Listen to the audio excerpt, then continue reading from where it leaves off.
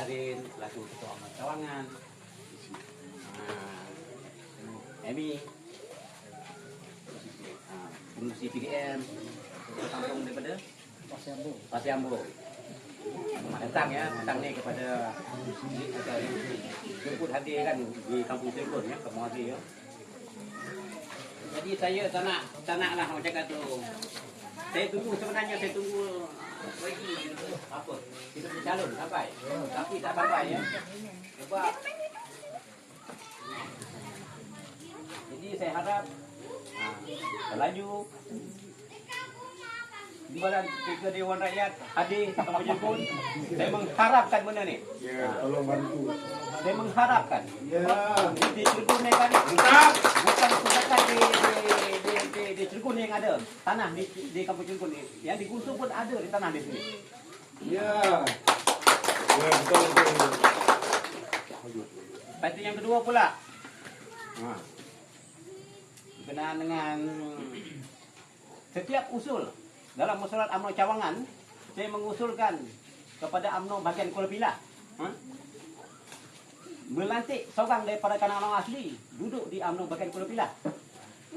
Itu pertama. Ya, Lepas itu yang kedua, saya minta satu lagi. Di kerajaan negeri diletakkan satu masyarakat orang asli yang bijak pandai duduk menjaga hal orang asli. Ya. Tapi tak diangkat. Tapi tak diangkat. Bila saya dengar YB dah banyak dekat Cirebon ni. YB dah banyak daripada BN ni. Dah banyak.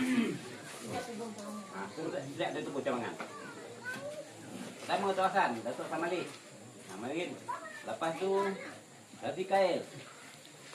Lepas tu YB tu balik naik. Lepas tu Puan Bibi.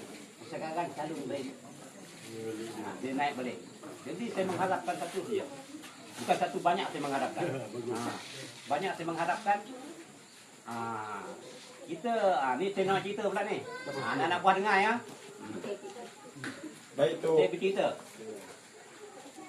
Semasa pimpinan Datuk Hasan Malik selaku ahli Parlimen Kuala Pilah, Imam Menteri Penjualan Bandar, dan masa tu Safi Abdal jadi menteri dia. Saya menghantar memorandum ke Kuala Pilah, berjumpa dengan Safi Abdal. Saya bagi memorandum sebab apa?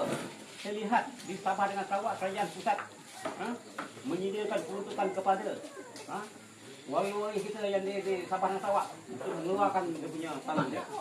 Jadi saya panggil, saya mohon dapat.